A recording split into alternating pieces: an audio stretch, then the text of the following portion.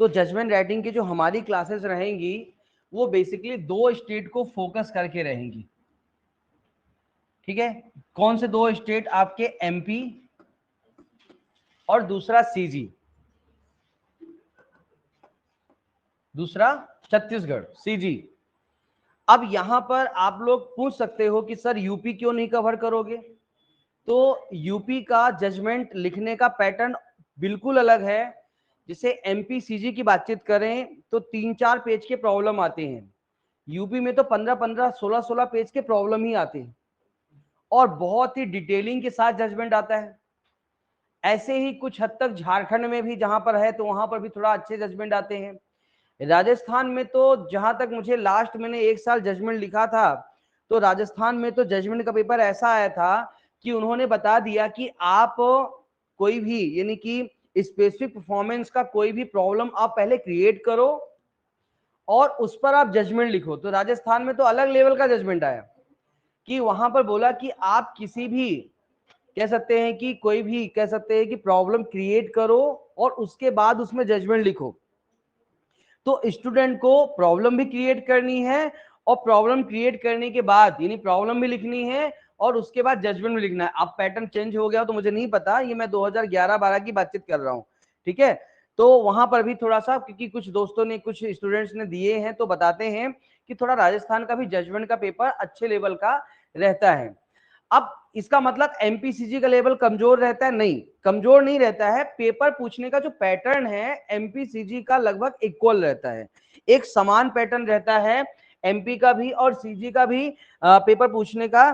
तो इसलिए हम बोल सकते हैं कि इनका जो लेवल रहता है वो समान रहता है और इसीलिए हम एमपी और सीजी के जजमेंट को फोकस करते हुए अपने इस सेशन में बातचीत करेंगे। पहली बात तो ये ध्यान रखिएगा। अब जजमेंट को लेकर के है ना, तो एमपी सीजी के जजमेंट को लेकर के हम जजमेंट राइटिंग में प्रमुख रूप से एमपी और सीजी। तो एमपी में यदि हम जजमेंट राइटिंग की बातचीत करते हैं तो एमपी में जो आपका मींस में आपको पता होगा कि एमपी में मींस में आपके 4 पेपर आते हैं। ठीक है, 4 पेपर आते हैं और जजमेंट राइटिंग हम पढ़ने के दौरान जो हम यहाँ पे कंटेंट्स देखेंगे तो हम 2 पेपर में जजमेंट के कंटेंट्स देखेंगे। 2 पेपर में कहां पर? आपका जो सेकंड पेपर आता है, सेकंड पेपर में जो है तो हम लिखते हैं समराइजेशन,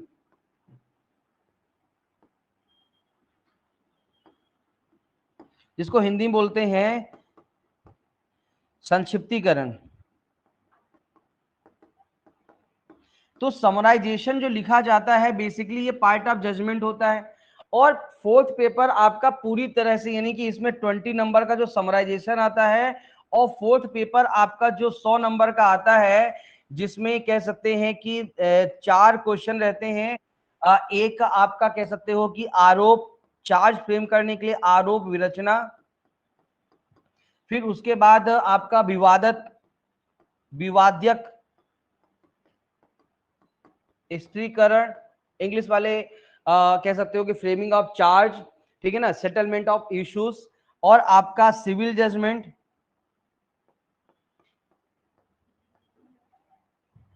और आपका जो है तो क्रिमिनल जजमेंट। ये दोनों 10-10 नंबर के आते हैं और ये दोनों जो है तो 40 नंबर के आते हैं। लेकिन आप जब सीजी की बातचीत करते हैं तो सीजी में एकमात्र मेंस में पेपर होता है, सीजी में मेंस में एकमात्र पेपर होता है 100 नंबर का। ठीक है ना, 100 नंबर का एकमात्र पेपर होता है सीजी में, जिसमें मैं आपको बता दूं कि 2 यानी कि 40-40 नंबर के 2 जजमेंट, एक सिविल और क्रिमिनल जजमेंट रहते हैं प्लस 20 नंबर का वहां पर ट्रांसलेशन रहता है।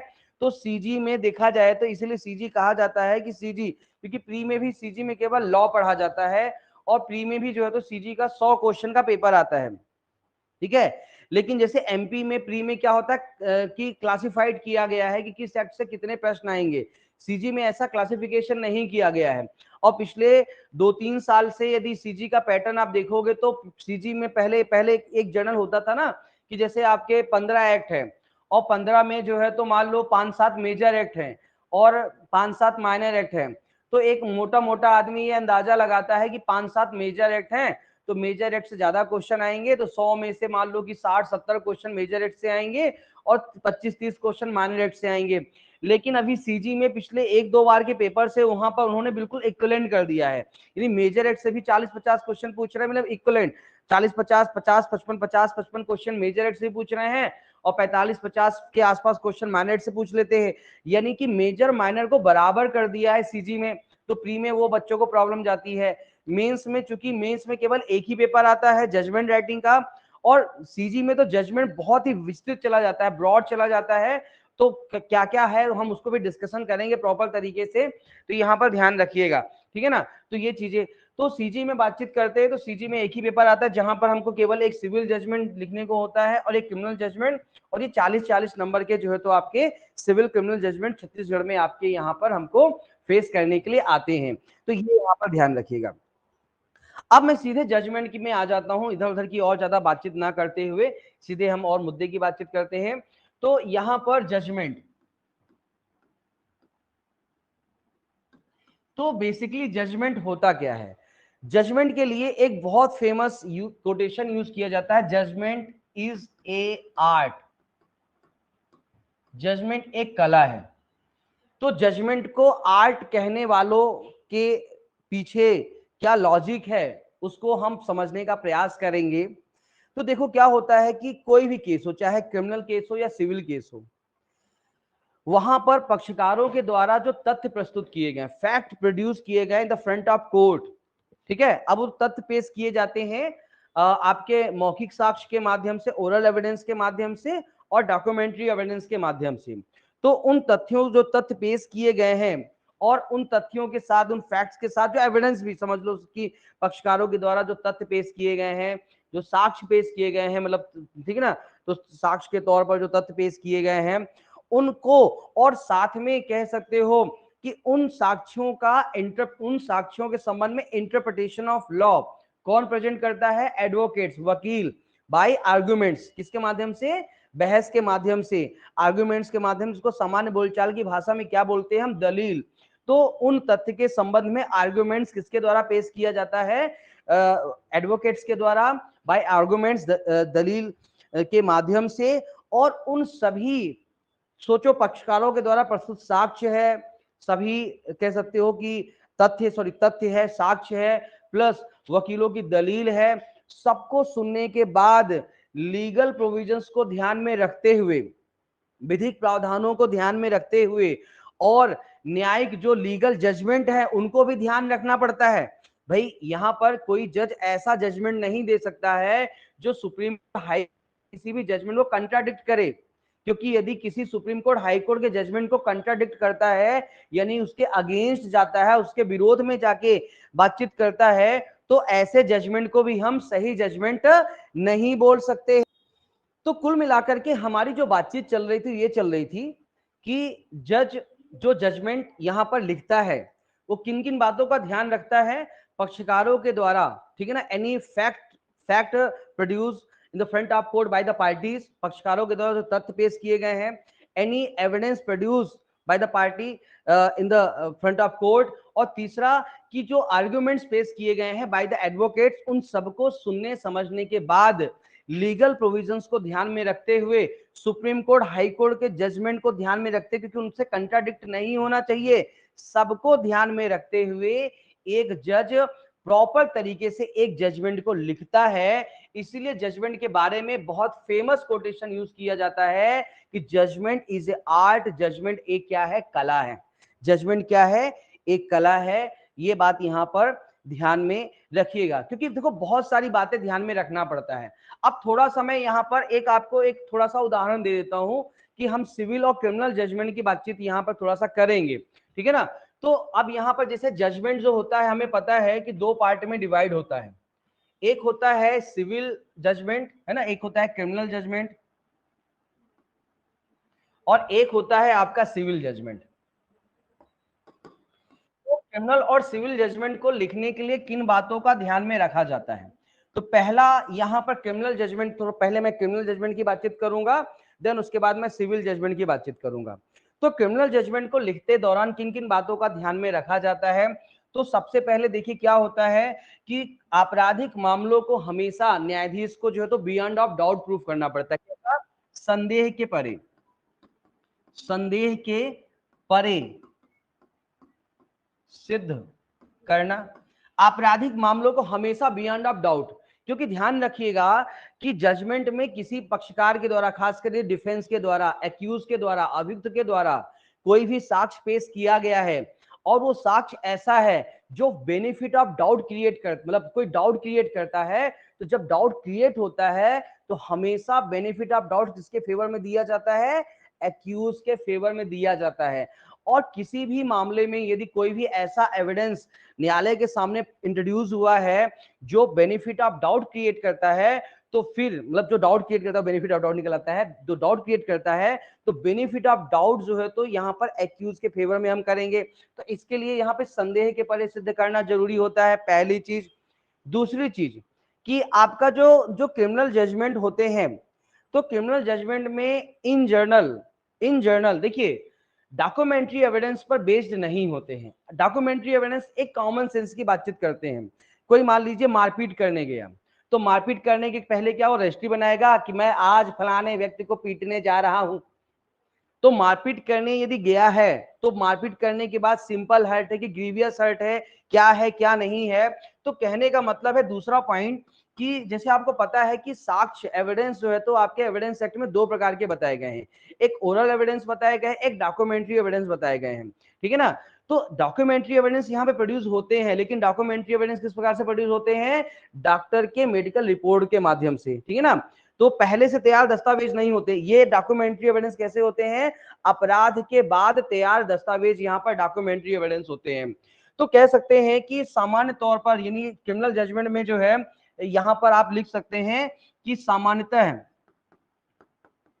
सामान्यतया मामला जो है वो कह सकते हो जिसको बोलते हैं प्रत्यक्षदर्शी साक्षी,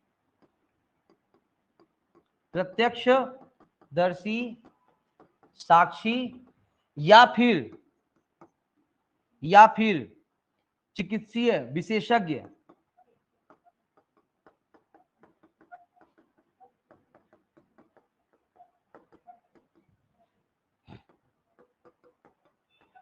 मौखिक या दस्तावेजी रिपोर्ट। तो चिकित्सीय विशेषज्ञ की जो ओरल और डॉक्यूमेंट्री जो रिपोर्ट होती है, ठीक है ना, उन पर जो है तो जनरली ये बेस्ड होते हैं। तो आप क्रिमिनल जजमेंट, जैसे अभी मैं बातचीत करूंगा कि क्रिमिनल जजमेंट का क्राइटेरिया कहां से कितने किस प्रकार के क्रिमिनल जजमेंट आपके अकॉर्डिंग टू सिविल जज पूछे जाते हैं। और अधिकांश प्रॉब्लम में आप देखोगे कि सबसे ज्यादा जो है तो यहाँ पर कोई भी यदि आई विटनेस है तो आई विटनेस के माध्यम से, या आई विटनेस नहीं है तो फिर वहां पर हम देखेंगे कि जनरली जो मेडिकल एक्सपर्ट होता है, चिकित्सक, जैसे वही हार्ट का मामला है, अब सिंपल हार्ट है कि ग्रीवियस हार्ट है, ये कौन डिसाइड करेगा? डॉक्टर की रिपोर्ट से डिसाइड होगा, है ना, मेडिकल रिपोर्ट से डिसाइड होगा, तो उस पर बेस्ड रहता है। तो सिविल जजमेंट में संदेह के परे सिद्ध किया जाता है, सॉरी क्रिमिनल जजमेंट संदेह के परे सिद्ध किया जाता है। आई विटनेस का यहाँ पे रोल ज्यादा रहता है, और विशेषज्ञ जो कह सकते हो विशेषज्ञ तौर पर जो मेडिकल एक्सपर्ट होते हैं उनके सबूत को यहाँ पर वरीयता दी जाती है। यानी कुल मिला कह सकते हो कि चिकित्सा विशेषज्ञ की जो ओपिनियन होते हैं, राय होती है, उस पर डिपेंडेंट होते हैं, निर्भर होते हैं। आपराधिक जजमेंट कहीं कुछ हद तक जो है तो फाइनल क्या निर्णय लेना है ये तो जज ही डिसाइड करता है, लेकिन जज के उस निर्णय में उनका जो राय है, ओपिनियन है, वो कहीं ना कहीं जो है तो क्या करते हैं, वो उसके आधार पर उससे आधारित होते हैं, उससे इन्फ्लुएंस होते हैं। ये बात ध्यान में रखिएगा प्रॉपर तरीके से, ठीक है ना। तो ये चीज यहाँ पे क्रिमिनल जजमेंट के चीज में यहाँ पे रहता है। तो प्रॉपर तरीके से दोनों पक्षकार को सुना जाता है और उस तरह से यहाँ पे ध्यान में रखिएगा। यहाँ पे कह सकते हैं कि उपधारणाओं का भी बहुत ज्यादा यहाँ पर वो रहता है, प्रभाव रहता है क्रिमिनल जजमेंट में। आप देखोगे जैसे उपधारणाओं का प्रभाव तो सिविल क्रिमिनल दोनों में रहता है, पर चूंकि उपधारणाओं को और अधिकांश प्रिजम्पशन देखते हैं कि in the favour of accuse, अभियुक्त के पक्ष में करने का प्रयास किया जाता है। कैसे किया जाता है, क्या किया जाता है, हम बताएंगे। एक एग्जाम्पल के तौर पर जैसे आप थेफ्ट का जजमेंट लिखेंगे तो हमेशा ऑलवेज थेफ्ट के जजमेंट में एविडेंस सेट की 114 की उपधारणा लिखी जाती है। क्यों लिखी जाती है, क्या पर्पस है, उसको हम डिस्कशन करेंगे, ठीक है ना। तो ये चीज यहाँ पर ध्यान में रखिएगा। सिविल जजमेंट की अब थोड़ी सी बातचीत आते हैं। तो सिविल जजमेंट जो होता है, इसके लिए नियम काम करता है प्रबल संभावना का नियम, the rule of highly probability. Civil में क्या काम करता है? प्रबल संभावना का नियम काम करता है, the rule of highly probability काम करता है। प्रबल संभावना का नियम क्या होता है? What is the highly probability? ठीक है ना। प्रबल संभावना का नियम का मतलब ये होता है कि जैसे मान लीजिए सिविल में पक्षकार कौन होते हैं? इन जनरल वादी प्रतिवादी, है ना, वादी प्रतिवादी होते हैं। तो जैसे मान लीजिए कि वादी ने अपने पक्ष में 4 सबूत पेश किया, 4, और प्रतिवादी ने मान लो 2 ही सबूत पेश किया। तो अब यहां पर चूंकि वादी ने 4 सबूत पेश किया या वादी ने ज्यादा मजबूत साक्ष्य पेश किया, तो भले ही प्रतिवादी के पास साक्ष्य है, लेकिन प्रतिवादी के पास कम साक्ष्य है या उसका साक्ष्य उतना मजबूत नहीं है, तो फिर यहां पर अब यही चीज क्रिमिनल में हुई होती तो संदेह का लाभ मिल जाता। लेकिन सिविल में क्या होता है कि जिसके पास मजबूत साक्ष्य है, जनरली उसके पक्ष में जजमेंट दे दिया जाता है। इसीलिए प्रबल संभावना का नियम जो है तो यहां पर काम करता है सिविल मैटर में, ये ध्यान रखिएगा। दूसरा, सिविल मैटर में दूसरी बात यहां पर ध्यान रखिएगा कि जैसे देखिए यहां पे प्रत्यक्षदर्शी साक्षी तो सिविल मैटर में मौखिक साक्षी होते हैं, पर अब सिविल मैटर में प्रत्यक्षदर्शी साक्षी नहीं होते हैं। सिविल मैटर में किसको ज्यादा वरीयता दी जाती है? तो सिविल मैटर में दो दस्तावेजी साक्ष्य है।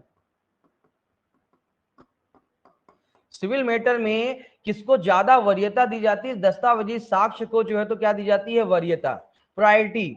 आप कोई भी सिविल मैटर देखोगे तो वहां पर डॉक्यूमेंट्री एविडेंस को प्रॉपर्ली जो है तो प्रायोरिटी दी जाती है, और जिस पक्षकार के पास जितना बेहतर डॉक्यूमेंट्री एविडेंस है, वह पक्षकार उतना बेहतर यहां पर अपने जजमेंट को लेके जा सकता है।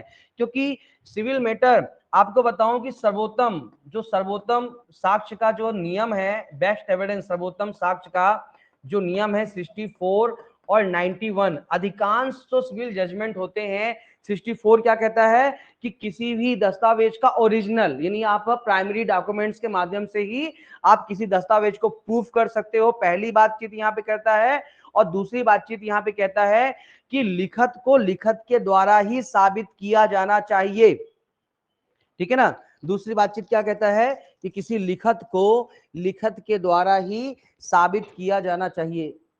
चलिए आपको बता दूं कि सिविल जजमेंट में आपके जो सिविल जजमेंट आते हैं, आपके जो सिविल जजमेंट आते हैं, ठीक है, तो सिविल जजमेंट जो आते हैं वो अधिकांश जजमेंट किस पर बेस्ड होते हैं? डॉक्यूमेंट्स पर बेस्ड होते हैं। और डॉक्यूमेंट्स के संबंध में जो सेक्शन 91 है वो बहुत ज्यादा काम आता है। 91 यदि आप देखोगे तो 91 एक बहुत फेमस नियम पे काम करता है, जो कहता है कि लिखत को लिखत के द्वारा ही साबित किया जाना चाहिए। whoever, जो कुछ भी लिखित में है, whoever is in written should be proved in instruments।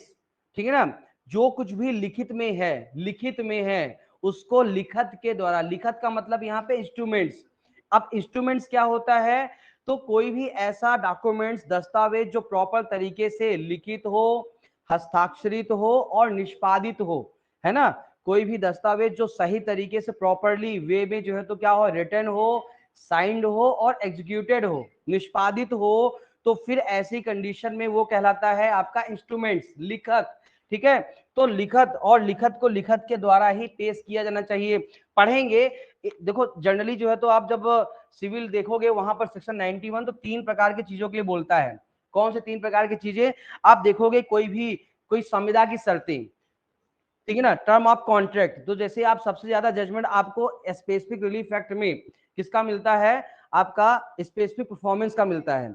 और स्पेसिफिक परफॉर्मेंस यानी संविदा हुई थी साहब, हमारे बीच में संविदा हुई थी, पक्षकार ने संविदा का पालन नहीं किया, तो यहां पर संविदा की शर्तें, आप कहते हो कि साहब हमारे बीच संविदा हुई थी और इसकी शर्तें, तो संविदा की शर्तों को आप केवल लिखत के द्वारा, किसके द्वारा? लिखत के द्वारा, यानी बाय इंस्ट्रूमेंट्स ही आप न्यायालय में प्रूव कर सकते हो। आप बोल करके संविदा की शर्तें नहीं बता सकते हो, ठीक है ना, और न्यायालय उसको एक्सेप्ट ही नहीं करेगा। 91 साफ तौर पर मना करता है। 91 ध्यान रखिएगा सिविल जजमेंट की, मतलब इसको बैकबोन भी बोल दूं तो मैं गलत नहीं होगा, इतना ज्यादा काम करती है। दूसरा चीज कहता है संपत्ति का वहन, संपत्ति का व्हेन डिस्पोजल ऑफ प्रॉपर्टी, भाई कोई संपत्ति डिस्पोजल हुई, डिस्पोजल का मतलब होता है खरीदना बेचना।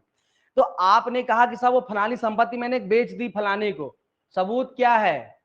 आपने संपत्ति बेची है तो रजिस्ट्री तो हुई होगी, ठीक है ना। आपने कहा कि संपत्ति मैंने उसको उपयोग के लिए दे दी 5 साल के लिए, अच्छा 5 साल के लिए दे दी, तो 5 साल के लिए वहां पर रजिस्टर्ड लीज बनता है। 5 साल के लिए किसी को राइट टू, मतलब राइट टू यूज को भी जो है तो उपयोग के अधिकार को भी ट्रांसफर करते हो, तो आपको लीज पढ़ा होगा, टीपीए आपने पढ़ी होगी 105 से लेकर के 117 तक लीज बताता है, पट्टा बताता है। वहां पर एक धारा है 107, 106-7 है ना, तो यदि वो पढ़ोगे 107 में ही कहता है वैसे, तो वहां पे पढ़ोगे तो मेरे प्रश्न का उत्तर आपको मिल जाएगा। क्लियर कहानी। तीसरा कहता है कोई भी अनुदान, यानी आप किसी को गिफ्ट दे रहे हो, तो गिफ्ट हमेशा लिखत आपके सिलेबस में जहां जहां, चाहे कॉन्ट्रैक्ट एक्ट की सेक्शन 25 हो, चाहे आपका ट्रांसफर ऑफ प्रॉपर्टी एक्ट का सेक्शन जो है तो 122 हो, या 123 भी साथ में पढ़ लेना, दोनों जगह ये साफ तौर पर कहता है कि कोई भी दान केवल कैसे किया जाएगा, लिख के ही होता था, मौखिक नहीं हो सकता है। तो ये चीजें यहां पर ध्यान रखिएगा कि आपका सिविल जजमेंट में बहुत काम आएगा प्रॉपर तरीके से। बात समझ में आ रही है? तो ये सिविल जजमेंट और क्रिमिनल जजमेंट के संबंध में बेसिक चीजें, नहीं किन किन बातों का ध्यान रखा जाता है। अभी तो मैंने ये कुछ नहीं बताया, अभी तो ये मतलब शुरुआत है, आगे आगे देखो क्या होता है। तो ये अभी ट्रेलर है, पिक्चर अभी बाकी है मेरे दोस्त, धैर्य के साथ सुनना, पूरी पिक्चर मैं आपको क्लियर कर दूंगा, ठीक है ना। और ऐसा क्लियर करूंगा कि जवान से बड़ी हिट बनाऊंगा मैं ठीक है ना, चलेगा। थोड़ा ज्यादा बोल गया हो तो माफ करना, है ना। क्लियर कहानी, थोड़ा कॉन्फिडेंस है मुझ पर कि मैं अच्छा कर लूंगा, तो इसलिए थोड़ा सपोर्ट भर करना आप लोग, मजा आएगा जजमेंट।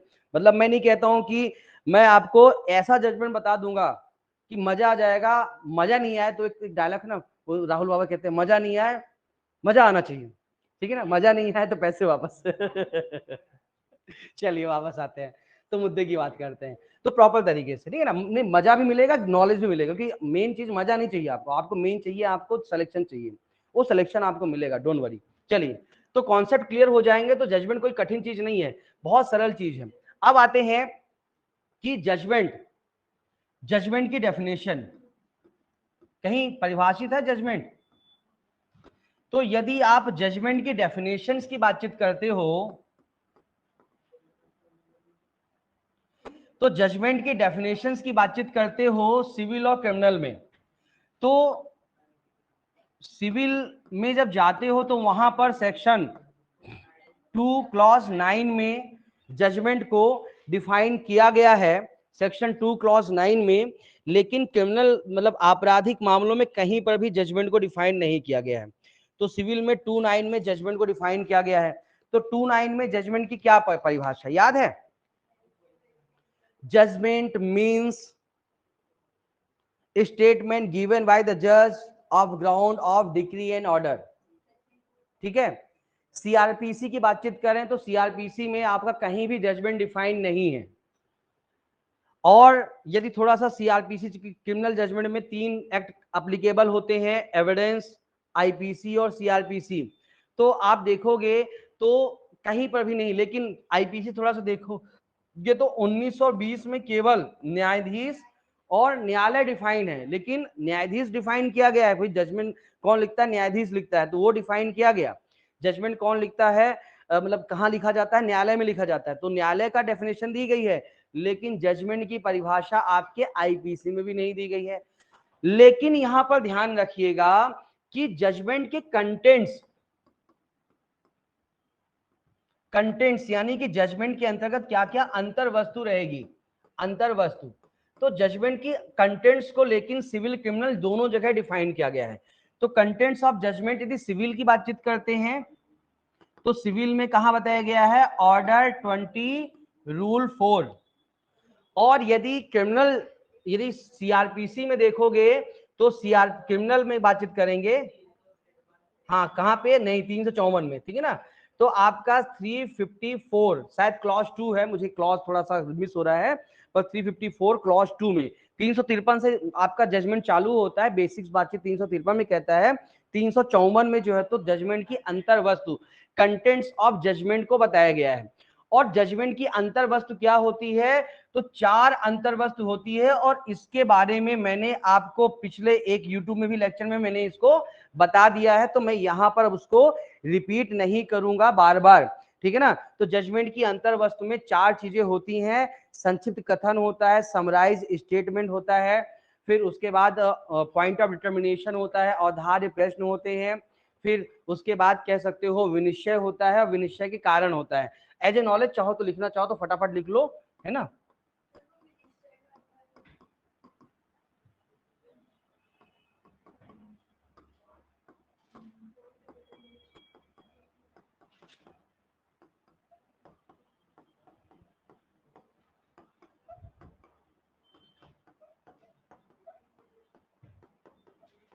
ठीक है ना। विनिश्चय, विनिश्चय के कारण। अब इन जनरल जो आपका जजमेंट रहता है, तो जो आपका कंसाइज स्टेटमेंट, अंग्रेजी वाले कंसाइज स्टेटमेंट, ठीक है ना, और पॉइंट ऑफ डिटर्मिनेशन, जजमेंट में सिविल हिंदी इंग्लिश दोनों में लिखवाऊंगा, ध्यान रखना।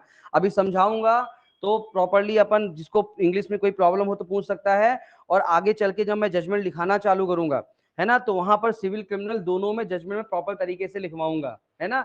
तो सिविल वालों को हिंदी, मतलब हिंदी मीडियम वालों को हिंदी में, और इंग्लिश मीडियम वालों को अंग्रेजी में प्रॉपरली जजमेंट में आपको लिखवाऊंगा प्रॉपर तरीके से, ये बात ध्यान में रखिएगा। विनिश्चय को बोलते हैं decision, decision, reason of decision, विनिश्चय के कारण, ठीक है। चलिए, अब इसके बाद जो कंसाइज स्टेटमेंट होता है, संक्षिप्त जो कथन होता है, तो बेसिकली जो कंसाइज स्टेटमेंट होता है, ये आप पढ़ेंगे जजमेंट का जो पैरा 1 से 4 तक में इसके बारे में बातचीत करती है।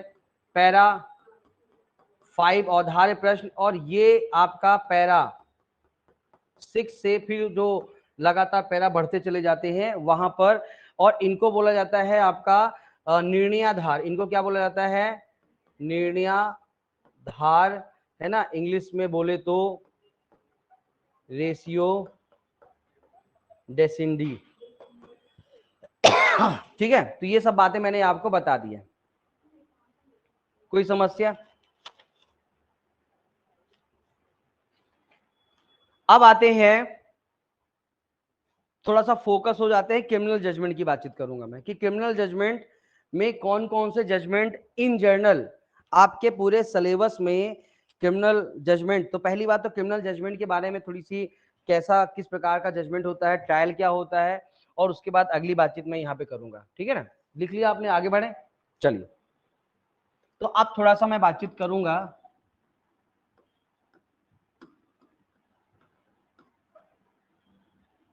Criminal judgement. अब देखिए, क्रिमिनल जजमेंट को प्रॉपर तरीके से लिखने के पहले आपको थोड़ा सा पता होना चाहिए ट्रायल। अब बोलोगे साहब ट्रायल क्या हमको लिखना पड़ेगा? नहीं, ट्रायल आपको लिखना नहीं पड़ेगा, आपको तो जजमेंट ही लिखना है, लेकिन ट्रायल पता होना चाहिए, क्योंकि किस प्रकार का, यानी आपके पास कौन सा जजमेंट लिखने के लिए आएगा, ठीक है ना। तो वो आप प्रॉपरली तभी बता पाओगे जब आपको ट्रायल पता होगा। और शुरुआत की कुछ चीजें आपको क्रिमिनल जजमेंट को लिखने में पता होना चाहिए।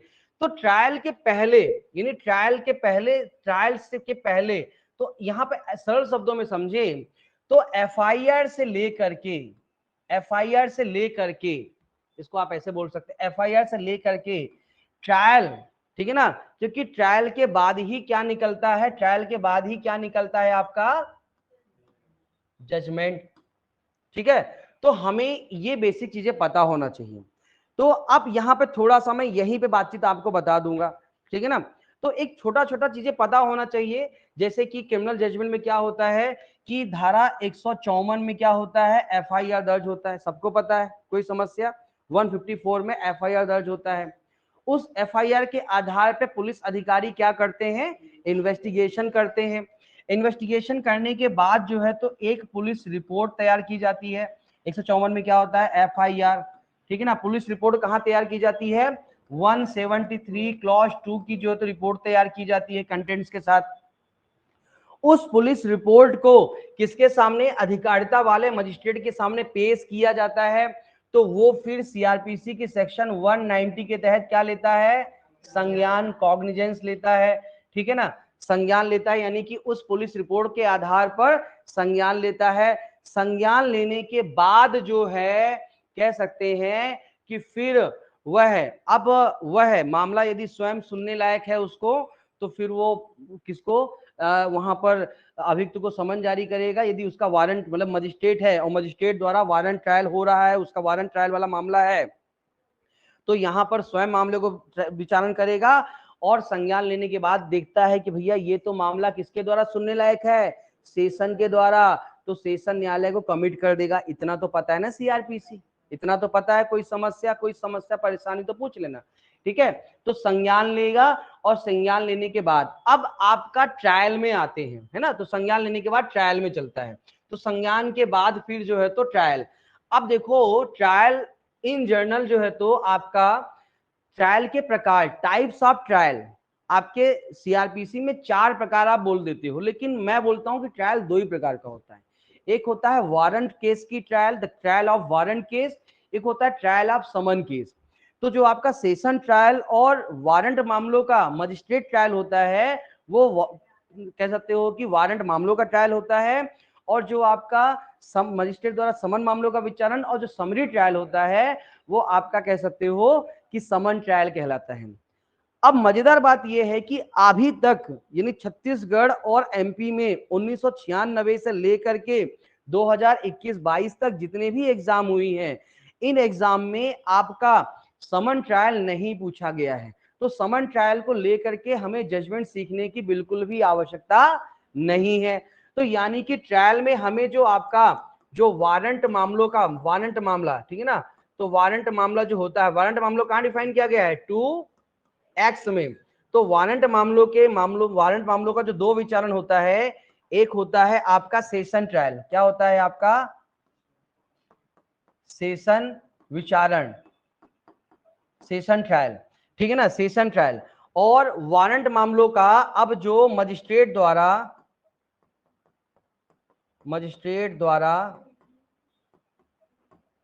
विचारण वारंट मामलों का होता है, तो बेसिकली अब यहां पे ये समझिएगा कि जो सेशन ट्रायल है ये कहां से कहां तक बताई गई है, पता ही होगा, 225 से लेकर के 237 तक। और अब ये समझना कि मजिस्ट्रेट द्वारा जो विचारण बताया गया है, इसको यदि आपको याद होगा कि ये 2 पार्ट में डिवाइड हो जाता है। एक होता है आपका पुलिस रिपोर्ट पर आधारित और दूसरा आपका परिवाद, मतलब other than of police report. तो other than of police report में इन जनरल कंप्लेंट ही होता है ना। बाकी वहां पे पढ़े 190 पढ़ा होगा, तो वहां पे एक चीज और कहता है कि स्वयं की जानकारी के आधार पर, ठीक है, ग्राउंड ऑफ ऑन इंफॉर्मेशन, यहाँ पर उस चीज को कर सकता है, पर इन जनरल वो चीज यहाँ पे काम नहीं करता है। ठीक है ना, चलिए। तो अब मजिस्ट्रेट द्वारा जो विचारण होता है, तो पुलिस रिपोर्ट पर आधारित विचारण है, तो ये आपका कहां बताया गया, 238 से लेकर के 243 तक की जो सेक्शंस हैं, ये आपको अच्छे से। अब ये जो परिवाद पर 244 से लेकर के 247, ना, इसको आपको नहीं पढ़ना, क्योंकि मैं बता दूं कि परिवाद पर संस्थित मामलों का विचारण भी आज तक सिलेबस में नहीं पूछा गया। अब प्रयास करेंगे कि एक आध जजमेंट मैं इस प्रकार से बता दूं, ठीक है ना, क्योंकि अब एफआईआर का मतलब समझना कि पुलिस रिपोर्ट कब होता है, जनरली पुलिस रिपोर्ट संज्ञेय अपराध, ठीक है ना, संज्ञेय अपराध होगा तो क्या होगा, पुलिस रिपोर्ट। और केवल यदि असंज्ञेय अपराध होगा तो फिर वहां पे परिवाद होगा। अब जो आपके मामले होते हैं, तो यहां पर समझिएगा, मैं यहां पे थोड़ा सा समझाने का प्रयास करूंगा, ठीक है ना। तो आपके जो मामले होते हैं, तो इन जर्नल संज्ञेय, मतलब जैसे आपको एक धारा पता होगी 155, वहां पे आपने ये पढ़ा है, जैसे मान लीजिए किसी व्यक्ति ने 4 अपराध किया और 4 में से 3 अपराध नॉन कॉग्निबल है, असंज्ञेय है, लेकिन एक अपराध भी यदि संज्ञेय है तो पूरा कॉग्निबल केस माना जाएगा, और कॉग्निबल केस होगा तो वहां पे एफआईआर होगी। जैसे एक आप लोग से पूछी जाने वाली एक धारा है 323।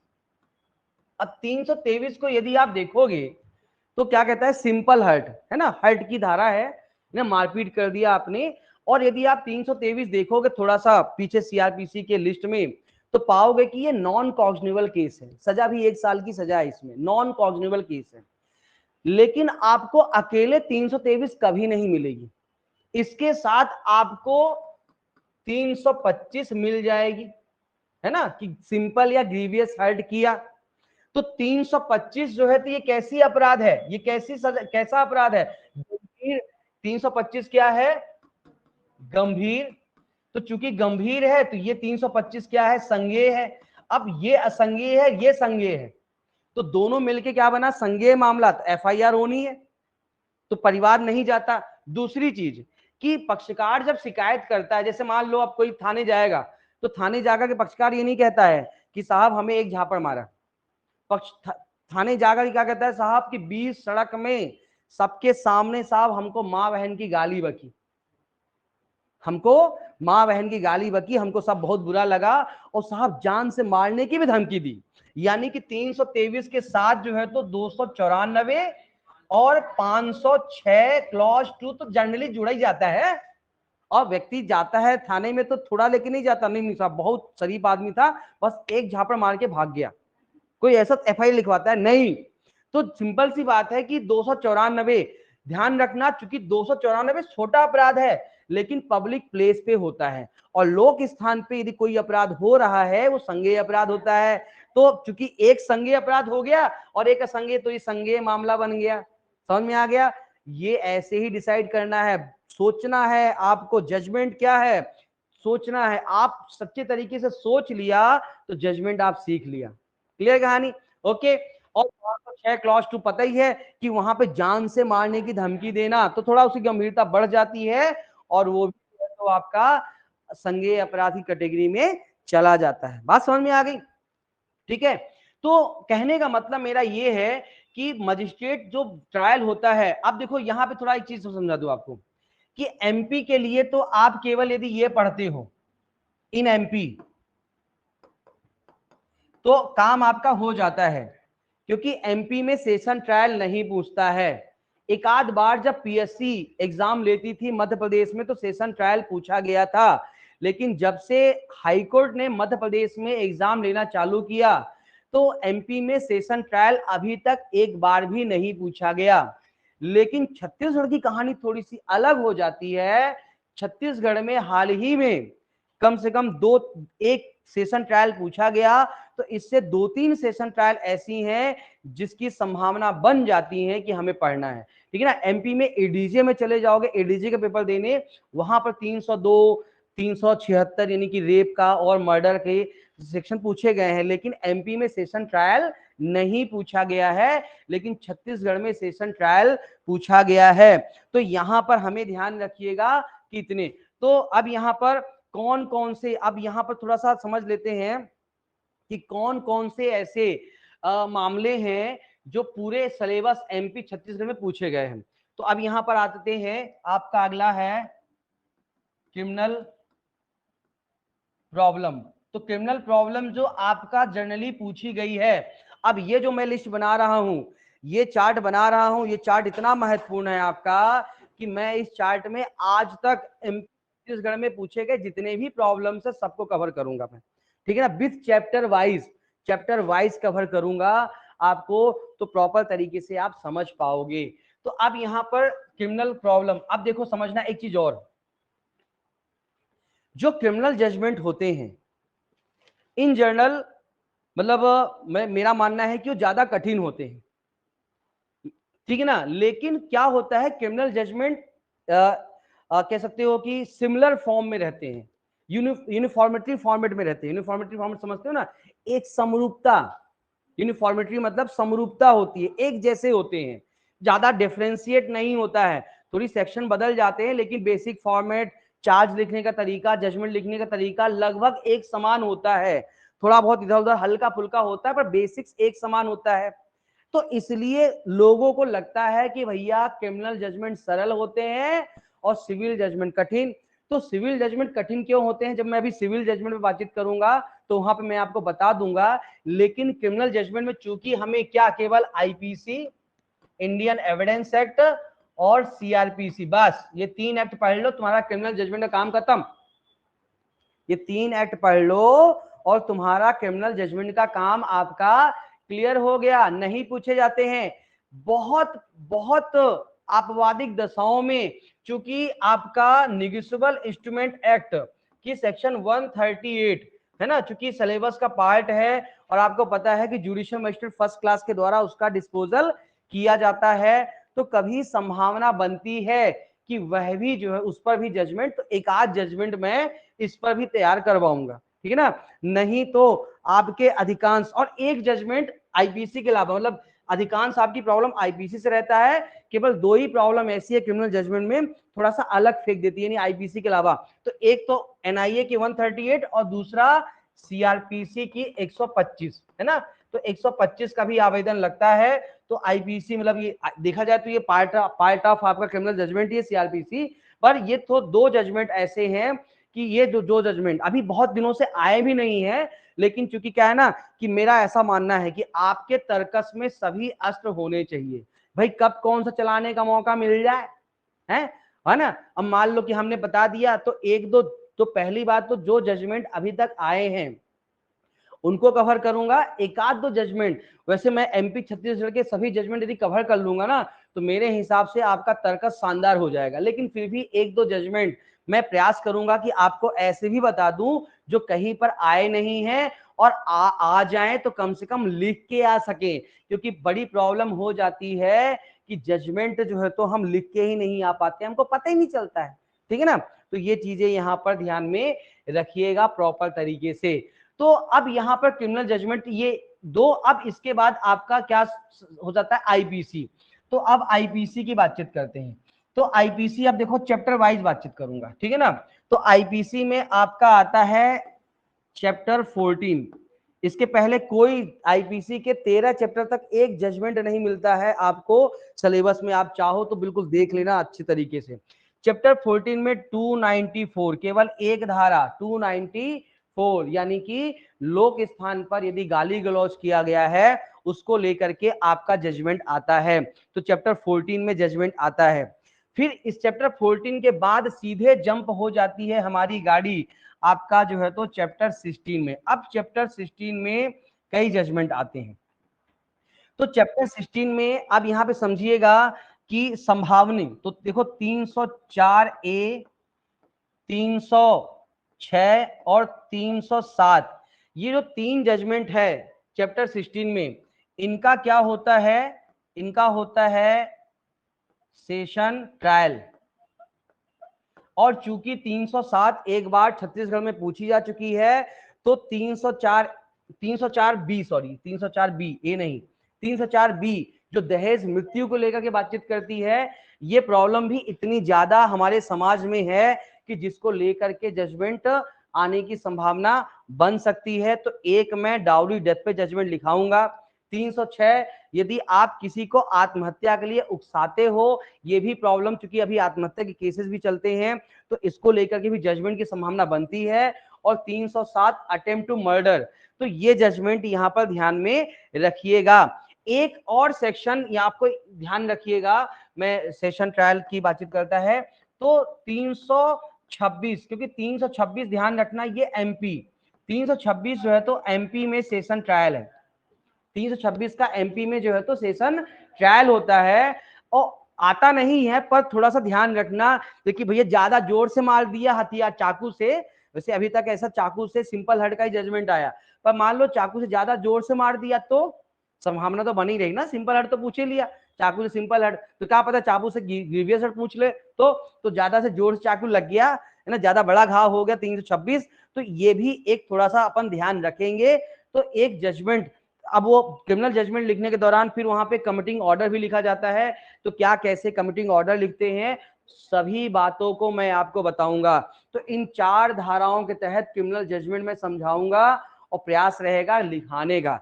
एक बात ध्यान रखिएगा, अभी एमपी की वैकेंसी नहीं आई, छत्तीसगढ़ की वैकेंसी है, जो छत्तीसगढ़ की तैयारी कर रहे हैं अभी ऑनलाइन जो जुड़े हैं उनको छत्तीसगढ़ के पॉइंट ऑफ व्यू से जल्दी तैयारी करनी है, तो मुझको बता देंगे तो मैं थोड़ा जल्दी कुछ चीजें बता दूंगा, नहीं तो मैं तो आराम, अभी छत्तीसगढ़ की डेट भी नहीं आई मेंस की, तो मैं आराम से 2-2.5 महीने तक जजमेंट पढ़ाऊंगा। तो एक महीने, ये पूरा महीना आपका, ये पूरा महीना मान के चलिए कि मैं सिविल जजमेंट पहले पढ़ाना चालू करूंगा, ठीक है ना, और सिविल जजमेंट जब आपका पढ़ लोगे तो मैं क्रिमिनल जजमेंट पढ़ाऊंगा, ठीक है ना, चलेगा, कोई दिक्कत तो नहीं है, ठीक है ना। तो पूरा महीना तो सिविल, अच्छा तुम लोग के एग्जाम ठीक है, जो भी होगा एग्जाम वगैरह उसको समझेंगे, देखो सेशन रिकॉर्डेड रहेंगे तो इसलिए आप लोग उसको देख लेना, ठीक है ना। तो सिविल और क्रिमिनल जजमेंट तो प्रॉपर तरीके से, तो मैं इस दौरान मेरा टारगेट रहेगा, पूरा सिलेबस कैसे रहेगा कि मेरा टारगेट रहेगा पहले बेसिक्स में आपको सब बता दूं, ठीक है ना, बेसिक्स में आपको सब बता दूंगा, और कम से कम नहीं एक पार्ट सिविल में कम से कम 8-10 जजमेंट में लिखाऊंगा, हिंदी वालों को हिंदी में, अंग्रेजी वालों को अंग्रेजी में। तो पहले मैं प्रॉपर्ली समझाऊंगा और फिर जजमेंट लिखाऊंगा, तो इसलिए बिल्कुल धैर्य के साथ आप यकीन करना, आपका जजमेंट अच्छा हो जाएगा। मेरा पूरा प्रयास रहेगा कि जजमेंट में ऐसा आपको पढ़ा दूं कि आपको मजा आ जाए। चलिए, तो ये ध्यान रखिएगा। अगली बातचीत, यहाँ पर कौन सी धाराएं यहाँ पे काम आती हैं सबसे ज्यादा, तो यहाँ पर 323, 324, 324 के बाद जो है तो आपका 325, ठीक है ना, फिर उसके बाद अरे सुन लो इधर 335, अभी तक जो पूछे गए जजमेंट है, तो हर्ट में आपके इतनी धाराओं में, ठीक है ना, हर्ट या ग्रीवियस हर्ट में इतनी धाराओं में आपके अधिकांश जजमेंट पूछे गए। और चैप्टर 16 में तीसरा जजमेंट पूछा गया है आपका 354 में, जहां पर किसके बारे में बातचीत करता है, लज्जा भंग, ठीक है ना, अल्ट्रेज ऑफ मोजेस्टी के संबंध में बातचीत करता है 354। अब यहां पर 354 के अलावा एक संभावना और अपन देख लेंगे, 354C को समझ लेंगे, क्योंकि जैसे 354C क्या होता है, खासकर चेंजिंग रूम वगैरह में कपड़ा चेंज करने के दौरान जैसे कोई वीडियो बना लिया गया है, कुछ फोटो खींच ली गई है, तो ये सेक्शंस भी आया, थोड़ा सा संभावना बन सकती, मुझे ऐसा लग रहा है तो मैं बता दूंगा। एक छोटी बहुत प्रॉब्लम मुझे एक दिख गई थी, तो उस प्रॉब्लम के साथ जो है तो मैं आपको बता दूंगा, कभी आ गया तो आप लिख सको, नहीं आया तो कोई बात नहीं, अपने पास नॉलेज ही होगा इसमें, है ना। तो ये चीज यहाँ पे ध्यान रखना। तो ये चैप्टर 16 में इतनी बातें आपको ध्यान रखना पड़ेगा। अब इसके बाद आते हैं, लिख लिया सभी ने ये, अब आते हैं आपका अगला, क्या, हाँ एक सॉरी, हाँ ये अच्छा तुमने बता दिया कि एक जो है तो मेरे से छूट गया था लिस्ट में, बहुत धन्यवाद आपका। तो एक ये बेसिकली जो है तो ये चैप्टर 14 में ही है, चैप्टर 14 में है 279, 279, ठीक है ना, 279 पर भी जो है तो जजमेंट जो है तो यहाँ पर आता है। तो 279 के साथ जो है तो अब देखो एक चीज यहाँ पर, अब 279 पहुंचेंगे ना, तो 279 प्लस 304A, अब ये दोनों कॉम्बिनेशन मिला करके सेशन ट्रायल हो जाते हैं, तो एक जजमेंट इसको भी तैयार कर लेंगे। मतलब यदि कोई भी, यदि कई बार जो है तो 279 प्लस जो है तो वहां पे ध्यान रखना, 279 के साथ जो है तो कहाँ का बनता है, 300 आप देखोगे 38, 338, 330, मतलब 337, 338, 337, 338, है ना, तो वो धाराओं की जो है तो वहां पर बनता है चार्ट, तो ये भी देख लेंगे अपन, इसको भी प्रॉपर तरीके से, आओ बने, ठीक है। तो ये चीजें यहाँ पर ध्यान में रखिएगा। तो ये कभी एक जजमेंट इधर भी देख लेंगे, मतलब इसको भी देख लेंगे, डोंट वरी, ओके, बात समझ में आ गई, ओके चलिए।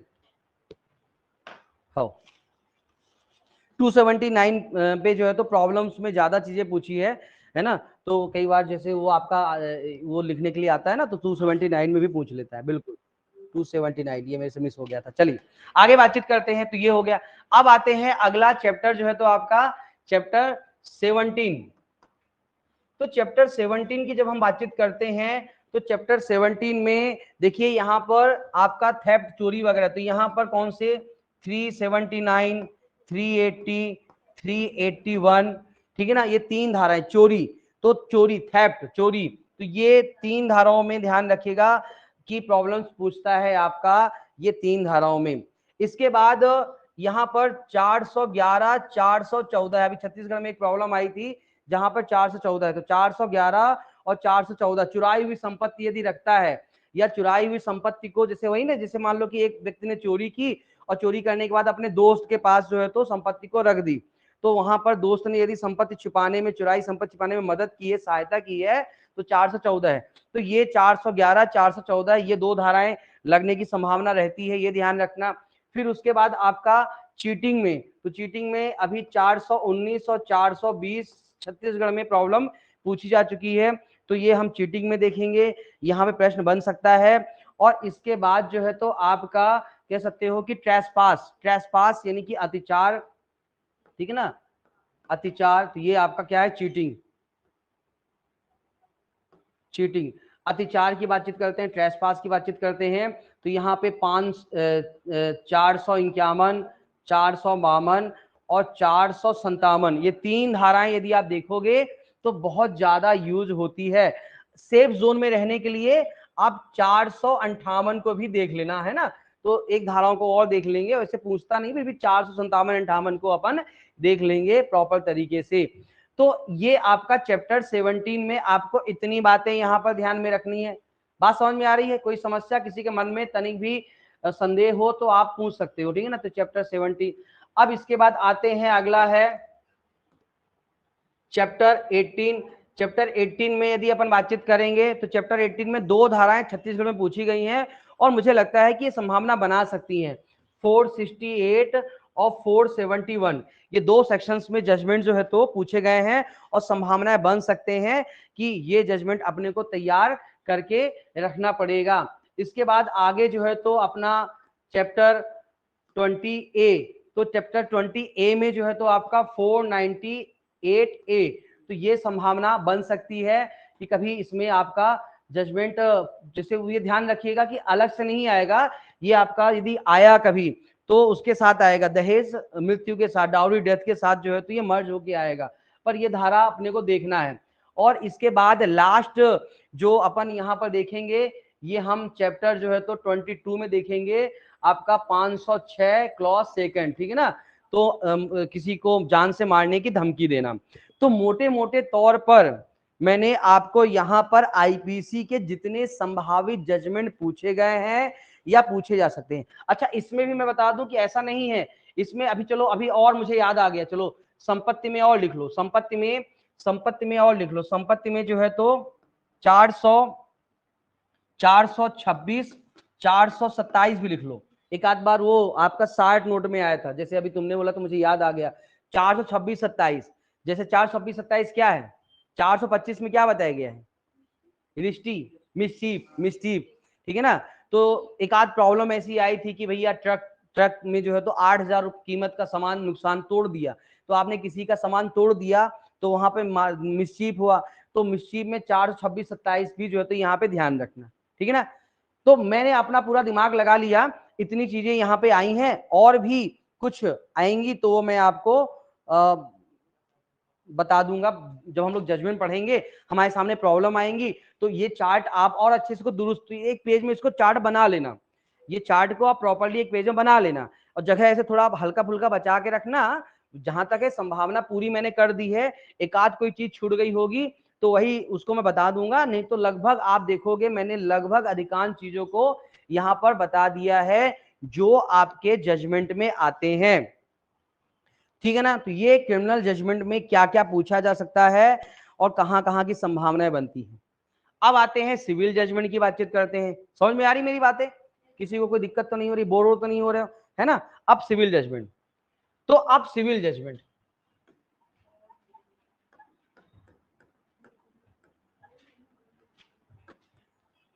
ठीक है ना। तो सिविल जजमेंट, तो सिविल जजमेंट के बारे में यदि हम बातचीत करते हैं तो सिविल जजमेंट, अब पहली बात तो समझिए कि सिविल जजमेंट जो है तो इन जनरल सरल होते हैं, मतलब मेरा मानना है कि सिविल जजमेंट सरल होते हैं, क्योंकि क्रिमिनल जजमेंट में क्या होता है कि थोड़े लंबे भी हो जाते, पहले चार्ज लगाना पड़ता है। नहीं, क्रिमिनल जजमेंट का जैसे एक और चीज मैं बता दूं कि क्रिमिनल जजमेंट के यदि आप फॉर्मेट की बातचीत करते हो तो क्रिमिनल जजमेंट के फॉर्मेट में यदि आप देखोगे तो मैं यहां पे बता दूं कि फॉर्मेट ऑफ क्रिमिनल जजमेंट, तो क्रिमिनल जजमेंट की जब आप फॉर्मेट देखते हो तो हमें कितनी चीजें यहां पे ध्यान रखना पड़ता है। सबसे पहले चार्ज लगाना पड़ता है, ठीक है ना, चार्ज, चार्ज मतलब कि चार्ज लगाना पड़ता है, आरोप लगाना पड़ता है।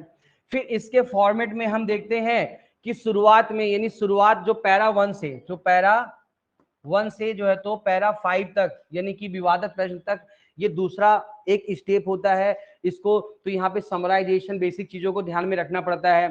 तीसरा चीज यहाँ पर हम देखते हैं कि फिर यहाँ पर मार्शलिंग, एप्रोसिएशन, फाइंडिंग, यानी कि जो है आपका पैरा 6 से लेकर के फिर वो 15, 16, 17 जितने पैरा हो जाएं उतने पैरा में जो है तो आपका क्या करना पड़ता है, 3 चीजें करना पड़ता है, मार्शलिंग, एप्रोसिएशन एंड फाइंडिंग। 3 चीजें करना पड़ता है, मार्शलिंग, एप्रोसिएशन, हिंदी में बोले क्रमबंधन, ठीक है ना, एप्रोसिएशन। अभी लास्ट जो मैंने यूट्यूब में एक वीडियो डाला है उसमें थोड़ा बहुत बताने का प्रयास किया है, और डिटेल से हम यहाँ पे क्लास में करेंगे, ठीक है ना।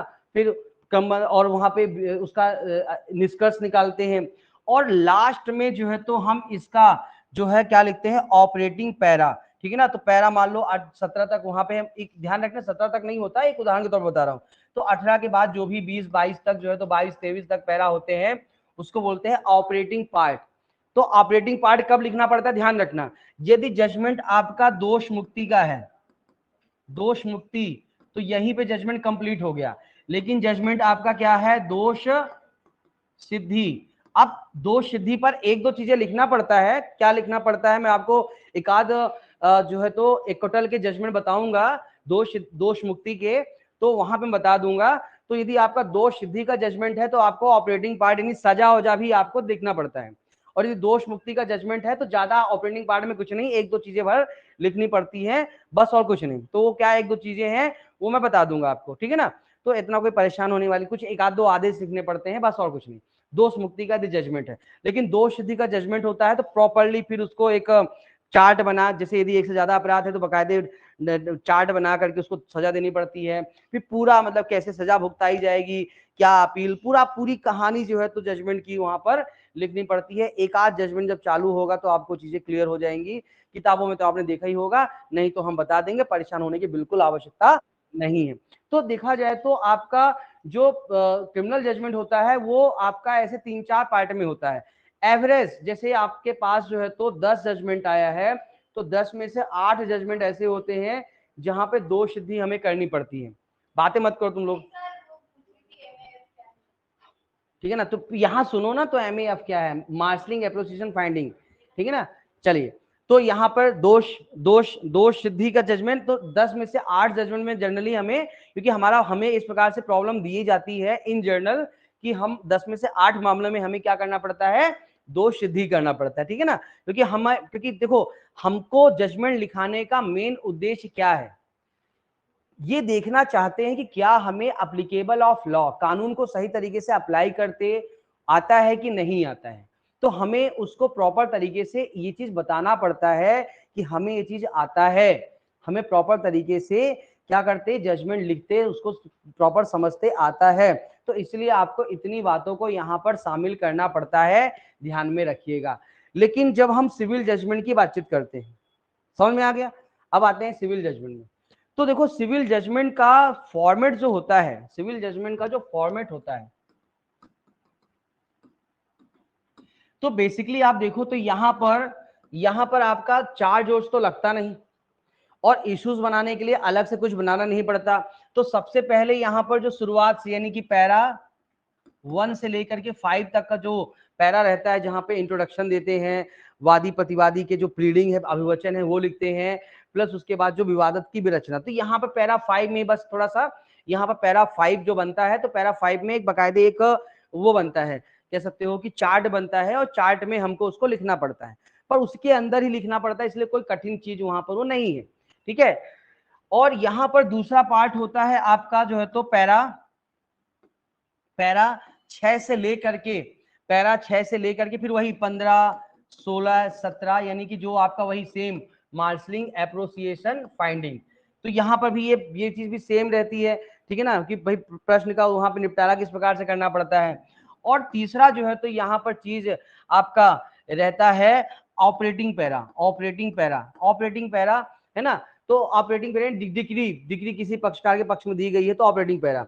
और ऑपरेटिंग पैरा में भी जैसे क्रिमिनल जजमेंट बहुत सारी बातें लिखनी पड़ती है, सिविल में उतनी बहुत सारी बातें हमको नहीं लिखनी पड़ती है। तो देखा जाए तो सिविल जजमेंट का फॉर्मेट कोई बहुत ब्रॉड नहीं है। अभी जब डिटेल से फॉर्मेट हम बातचीत करेंगे तो आपको क्लियर हो जाएगा, बहुत ब्रॉड नहीं है, बहुत विस्तृत नहीं है। लेकिन सिविल जजमेंट हमें कठिन क्यों लगता है? तो सिविल जजमेंट हमें कठिन इसलिए लगता है क्योंकि यदि अपने आप सिलेबस की बातचीत करें तो सिविल जैसे क्रिमिनल जजमेंट जानने के लिए हमें कितना जानना चाहिए? आईपीसी, सीआरपीसी, एविडेंस, और मान लो एनआईए का आ गया तो एनआईए, बस। लेकिन सिविल जजमेंट जानने के लिए हमें क्या क्या जानना पड़ेगा? सीपी, इंडियन कॉन्ट्रैक्ट एक्ट, ठीक है ना, टीपीए, अभी तो हम मेजर एडर की बातचीत कर लें, फिर उसके बाद एसआरए, फिर उसके बाद लिमिटेशन एक्ट, है ना, फिर उसके बाद एमपी एलआरसी, या फिर सीजी का दे रहे हो तो सीजी एलआरसी, ठीक है ना, एमपी एलआरसी या सीजी का दे रहे हो तो सीजी एलआरसी। फिर उसके बाद यदि MP accommodation control act in MP में दे रहे हो तो एमपी एकोमोडेशन कंट्रोल एक्ट भी आपको जानना पड़ेगा। फिर इसके बाद आपको इंडियन रजिस्ट्रेशन एक्ट, ठीक है ना, 1908 रजिस्ट्रेशन अधिनियम को भी पूरी तो नहीं, बस थोड़ा थोड़ा जानना पड़ेगा। फिर उसके बाद जो है तो आपका court fees act, court fees act है तो कोर्ट फीस एक्ट के बारे में भी भाई आपको बताना पड़ेगा ना कि कितनी कोर्ट फीस लगेगी, तो कोर्ट फीस एक्ट का बेसिक प्रोविजंस भी जानना पड़ेगा। और मान लो कोई जजमेंट ऐसा है जिसमें कोई हिंदू विधि के तहत कोई अधिकार, कोई बातचीत आ गई, उत्तराधिकार वगैरह की बातचीत आ गई, तो फिर हिंदू